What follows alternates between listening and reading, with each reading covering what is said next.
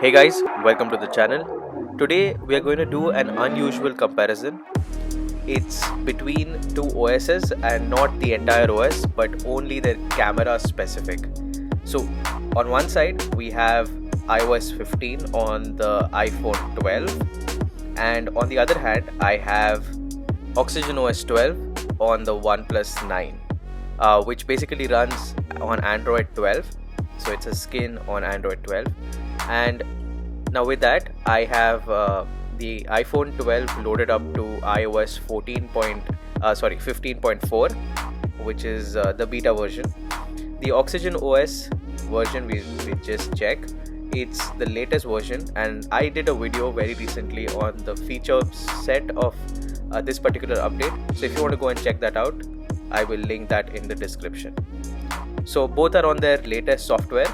And before we get into the actual video, do subscribe to the channel, click that bell icon, and you can click on all for all notifications so that you do not miss any new video on the channel.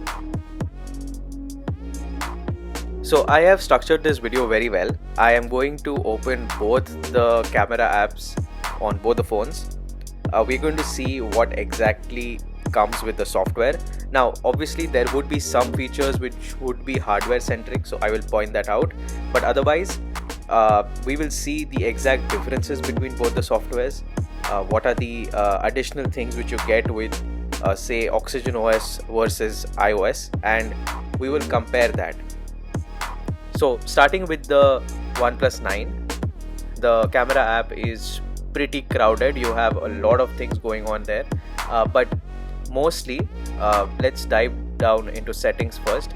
So you have a lot of things here, right from watermarks on the photographs to grids and guides to leveling, what's the level, if it's at 180 degrees or not. You have all the kinds of features including high efficiency video and photo. You have some good tricks like quick launch and quick share and edit, etc. So all those good things are there inside this, and many Android phones do have good amount of features. Now for a good comparison, and before I go into the actual camera features, let me go into the iOS's camera settings also. So here the settings are not in the camera app but in the actual settings of the phone. So you have obviously formats, high efficiency as well as most compatible. You have a lot of features with respect to how the resolution should be of the video. Apart from that, what is the recording like? Do you want to preserve settings of last time? There is a grid also which also has the same level feature.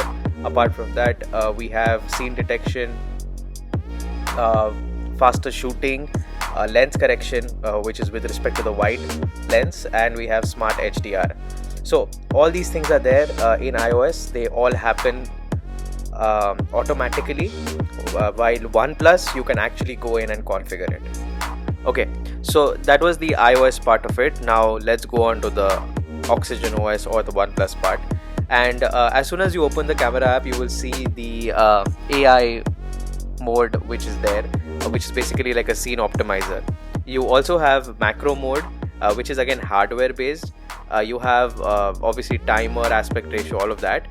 You can choose between 48 megapixel and 12 megapixel, which is again hardware based, but it's a really good feature to have. You can turn off the HDR, similar to what we have on the iOS app as well. But all of this is there in the camera app. You do not have to dig through settings to enable this. An added feature, Google Lens, which you have on Android phones generally. You do have a zoom button. So the OnePlus 9 does not have a zoom lens, but they have still given a button. And next is the filters. So the phone does also have filters which you can put on normal photographs. You can even retouch if you are shooting people. So all of that is there. And now let's go on to the iPhone part. The iPhone obviously has comparatively lesser features, but it still has a lot of things under its hood. So you do have flash, obviously. You have night mode, which you can control what is the intensity of it. You have live photos. Now that is something which is lacking on the OxygenOS side. You can choose aspect ratios. Now this is something which we saw on the OnePlus right now, so that's there. Apart from that, you do have a lot of other things like exposure balance. So you can choose the exposure, which wasn't there earlier, but now Apple has put it. You have a timer, and you have filters as well. So let me go on to the filters. Yeah, so you have filters as well, which you can choose, which is basically like photographic styles, but it's photographic styles is extremely advanced compared to what this is currently. So all of that is there, and you have several other modes on the iPhone. Now before we get into that part, the iPhone has got only 2 zoom options, but yes, you can zoom further to 5x. The OnePlus was better with respect to its software because it had all the 3 things up front. So now coming back to the OnePlus, let's look at the modes, and this is where OxygenOS really excels, because you have a lot of modes. So for the first one is expand mode, which basically gives you that Hasselblad feeling. If you want to shoot in that, you can. So that was expand mode. Now the next one which I think we should look at is Hasselblad, and that is their Pro mode, which is pretty interesting. So here you can toggle with the ISO, the white balance, etc. And I've got a sort of a subject in front of me, and you'll see when I toggle these modes, automatically everything changes. So they have given you a lot of more control compared to say iOS.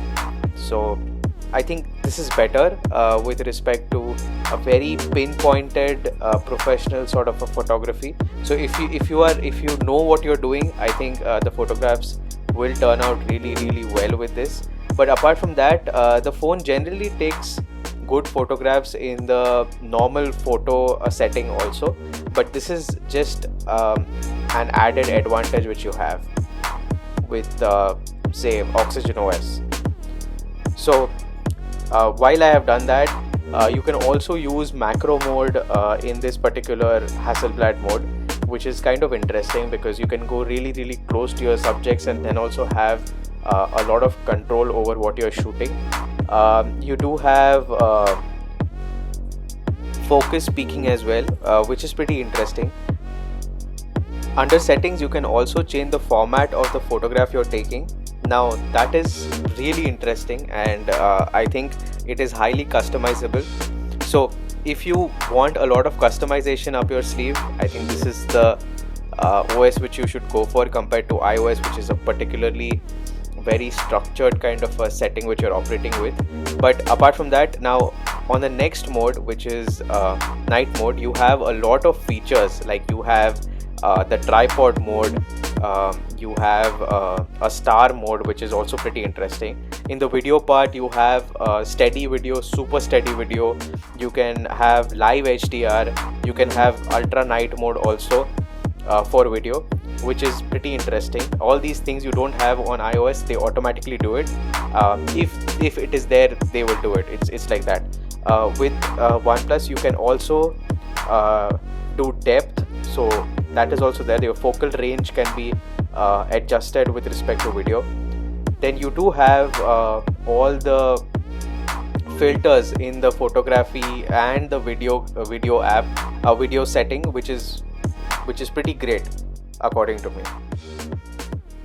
So with that, I think the end notes for OxygenOS would be it is highly customizable, really good features with the app, but iOS is also not that far behind. And let's look at iOS. With iOS, as I said, it is a very structured approach.